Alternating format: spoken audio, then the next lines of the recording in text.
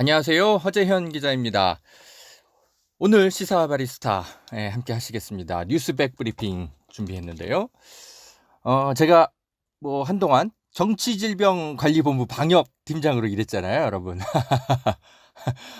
하도 막 이상한 정치병자들이 바이러스 같은 거 퍼뜨려가지고 제가 이거 바로 잡아야 되겠어. 총선 앞두고 말이죠. 열심히 했는데 아무래도 이거 제가 이 정치병자들 역학조사 계속 해야 되겠습니다. 이 총선이 끝났는데도 이 사람들이 이 계속 무슨 좀비 환자들처럼 계속 국회에서 돌아다니는 사람들이 있어요. 국민의 안위는 생각도 안 하고 막 이상한 얘기들 중얼중얼거리면서 그런 사람들이 미래통합당을 중심으로 또 막 돌아다니고 있어서 안 되겠어요. 제가 당분간은 이 정치질병관리본부를 계속 운영을 해야 되겠습니다. 지금 문재인 대통령의 대통령 지지율이 60%를 찍었다고 하죠. 계속 올라가고 있습니다. 코로나 국면 때문에 지지율이 계속 내려가기만 바랬다가 이 정치병자들이 자기들이 뭘 트집 잡고 뭘 해도 안 되니까 그냥 자포자기했나 요새는? 그냥 국민 안위는 생각도 안 하고 이번에는 추경 예산 통과시키는 거 그것 때문에 한동안 국민들이 그렇게 고생을 했는데 또 긴급 재난 지원금 그거 지금 통과시키는 것 같고 또 이렇게 막 정부 발목을 잡고 있어요. 그런 얘기들 여러 가지 좀 준비된 뉴스들이 많습니다. 자, 허재현 기자가 뉴스를 짚어드리면 뉴스가 새롭게 보인다. 그렇죠? 자, 시사 원두 잠시 후에 내려드리러 다시 오겠습니다.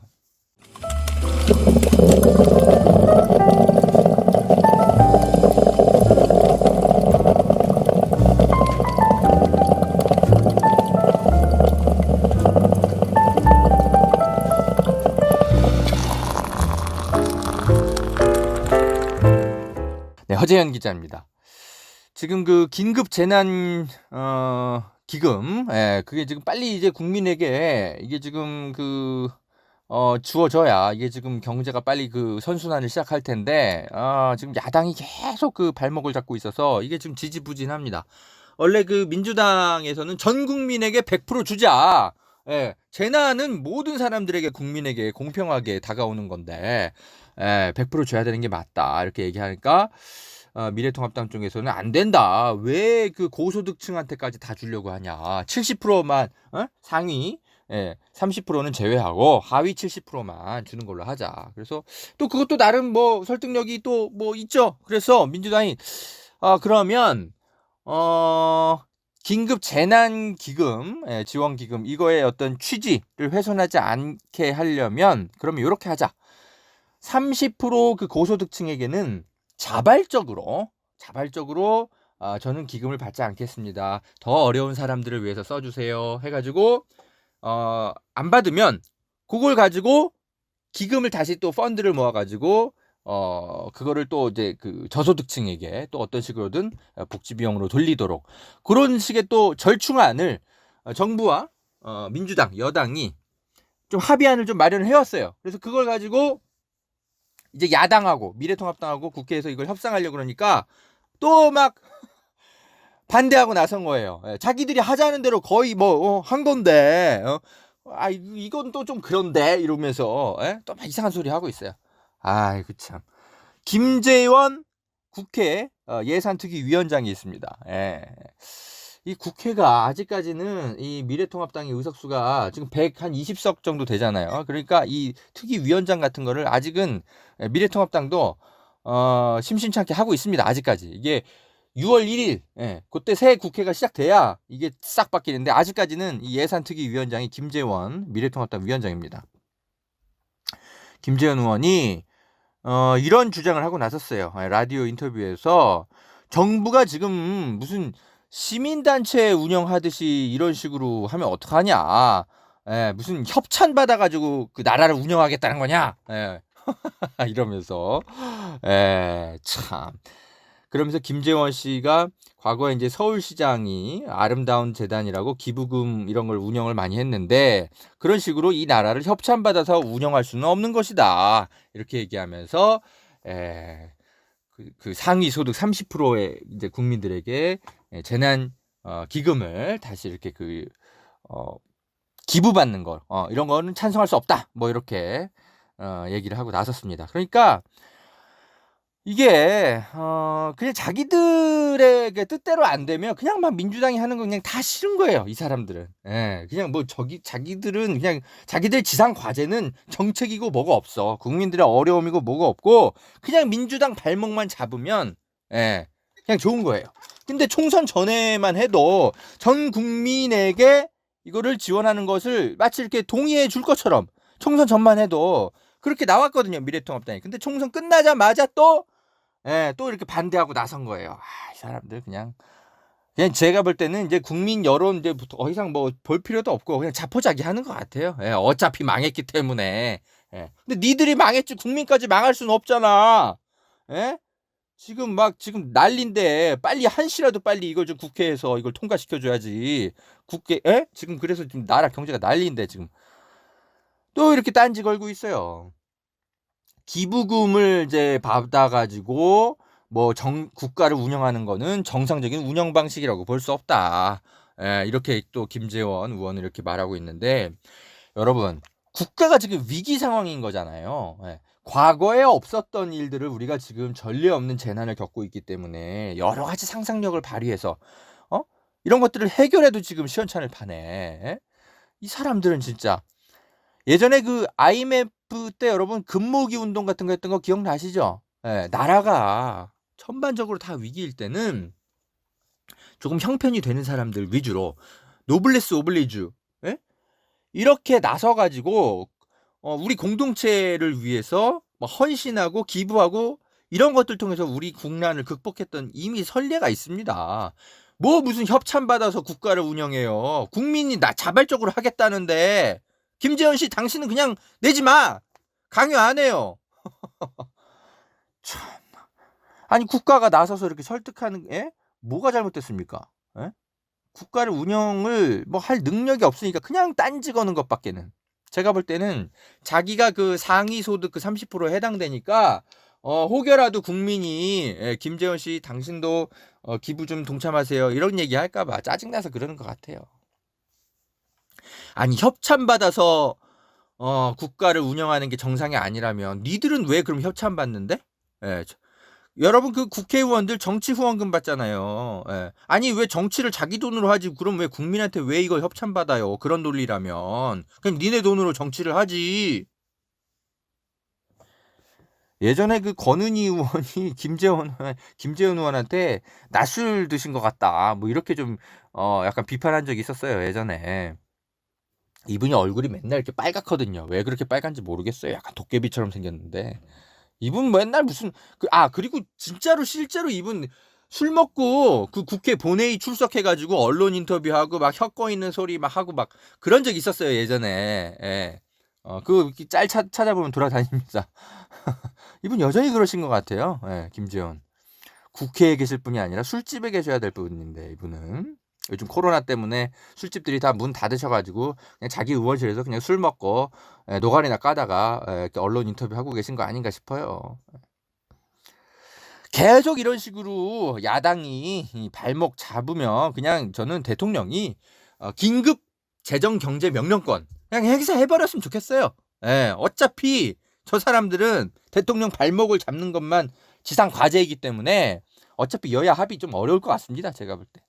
이 긴급 재정 경제 명령권은 물론 함부로 해서는 안 됩니다. 이게 원래는 예산을 그 정부가 함부로 이렇게 쓸 수 없고 국회 승인을 받아야 되는 게 맞아요. 그게 민주적 방식인데 근데 국회가 민주적인 토론과 협치를 아예 할 생각이 없기 때문에 국민은 계속 죽어나가고 고통스러우니까 그냥 대통령이 이런 때는 그냥 긴급 재정 경제 명령권을 그냥 행사하면 좋겠어요.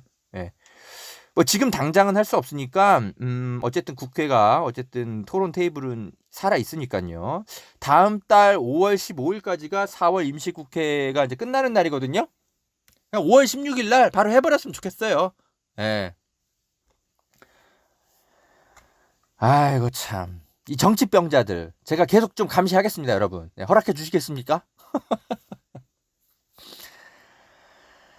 자, 정치병까지는 아닌데 약간 좀 마음에 좀 병이 좀 계신 분이 한 분 계시죠? 예. 진중권 씨 얘기입니다. 진중권 씨가 다음 뉴스 제가 전해드리겠는데 그 오거돈 우리 그 부산시장이 이제 성추행을 인정하면서 사퇴를 했죠. 사퇴를 했는데 진중권 씨가 또 좀 이상한 논평을 좀 또 하고 있습니다. 이분 참 많이 아픈 분이에요. 예. 또 기자들이 또 막 옮겨 적었길래 제가 좀 반박하는 내용을 좀 설명을 드려야 될 것 같아서 좀 가져왔는데요. 진중권 전 동양대 교수가 오거돈 전 부산시장 지금 이제 사퇴했죠. 예, 그리고 안희정 전 충남도지사 이런 분들이 계속 그 민주당 출신 인사들이 성추행 의혹에 휘말리는 것을 두고 대한민국의 주류가 바뀌었다라면서 이제 성추문의 주류가 바뀌었다 이런 얘기예요. 뭔 소리냐? 과거에 이런 사고는 주로 보수 정당 인사들이 쳤다. 그래서 성나라당, 성누리당이라는 별명이 만들어지기도 했었는데 이제는 안희정, 정봉주, 민병두, 오거돈 등등등 아무튼 충격적인 사건이다. 라면서 민주당 각종 이제 성추문 사건을 좀 꼬집고 나섰습니다. 지금 이런 논평이 왜 문제냐면요, 여러분. 이걸 좀 아실 필요가 있어요. 이게 여러분 또 어디 이제 원래 민주당 싫어하는 분들은 꼭 이런 논리를 펴요. 근데 이런 거는 근데 제대로 반박을 해줘야 됩니다. 여러분. 이게 민주당에서 최근에 이제 여러 가지 미투 사건이라든지 성추문 사건이 굉장히 많이 일어나죠. 근데 이거는 민주당이 성에 대한 관념이 어떤 과거에 비해서 퇴행한 게 아니라 사실은 성인지 감수성이 당의 내부에서 높아지고 있기 때문에 벌어지는 일로 분석하는 게 더 맞아요. 뭔 소리냐면 과거 같은 경우는 성추문 사건이 발생을 해도 이 피해자들이 함부로 얘기를 못했어요. 왜냐하면 문제 제기해봤자 나만 배척당하고 이 권력을 가지고 있는 사람들은 계속 건재하면 무서워서 그거 미투를 하겠습니까? 그런 일이 오히려 벌어지기가 어려운 거예요. 성인지 감수성이 낮을수록. 근데 이제는 적어도 민주당이나 어떤 진보 세력의 어떤 커뮤니티나 이런 데에서는 성인지 감수성이 굉장히 높아지기 때문에 내가 이런 폭로를 해도 내가 오히려 고립되는 게 아니라 가해자가 제대로 된 처벌과 어떤 사퇴하고 이런 것들이 벌어질 거란 기대 심리가 있기 때문에 좀 더 미투가 활발해지는 거예요. 그래서 안희정 사건도 나오는 거고 오거돈 사건도 세상에 이렇게 드러날 수가 있는 거예요. 누군가는 폭로를 하니까. 근데 미래통합당에서는 최근에 그런 일이 없죠. 왜? 내가 그런 거 폭로해봤자 나만 왕따 당하니까. 예전에 미래통합당에서 무슨 전당대회 같은 거 할 때였나 황교안 대표 앞에서 미래통합당 여성 당직자들이 막 엉덩이 무슨 옷 야시시한 거 입고 엉덩이 춤 이렇게 뒤로 이렇게 흔들고 그러니까 황교안 대표가 좋아가지고 박수치고 그런 거 한번 보도된 적이 있었어요. 그게 미래통합당에서 누가 폭로한 게 아니라 무슨 언론에서 하여튼 무슨 몰래카메라로 밝혀졌나. 아무튼 그렇게 밝혀진 거예요. 미래통합당 내에서는 이런 게 문제인지도 몰라. 그러니까 성인지 감수성이 워낙 낮으니까 이런 폭로 같은 게 안 나오는 거예요. 여러분 이렇게 진중권 교수가 요즘 하도 총명함이 떨어져가지고 제가 좀 쉽게 설명을 이분한테 드리고 싶은데 이렇게 생각하면 돼요. 대기업이나 어떤 공공기관이나 이런 데서 예를 들어서 성추문 사건이 벌어져요. 그러면은 그거는 뉴스에라도 나와요. 그런데 5인 미만 사업장이나 진짜 이름도 없는 중소기업이나 이런 데서 성추문 사건이 나오면 이건 기사도 나오지가 않아요. 제보를 해봤자 뉴스거리가 안 되는 거예요.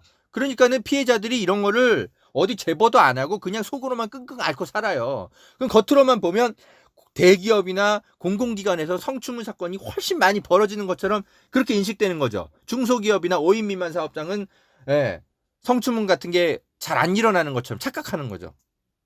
그렇게 비유해서 이해하시면 돼요. 진중권 교수가 그런 거는 이해를 잘 못하고 마치 뭐 민주당에서 이제는 뭐 성추문 사건이 더 많이 일어난다. 과거 보수 정당에서 벌어졌던 일이 민주당에서 이젠 더 많이 일어나네. 막 이러면서 또 민주당 비판을 하고 나섰습니다. 이건 그냥 오거돈 안희정의 개인의 문제인 거지. 이게 왜 민주당의 문제예요. 그나마 민주당은 반성이라도 하지. 미래통합당은 이런 게 뭐가 문제인지도 몰라서 반성도 못하는 정당이에요.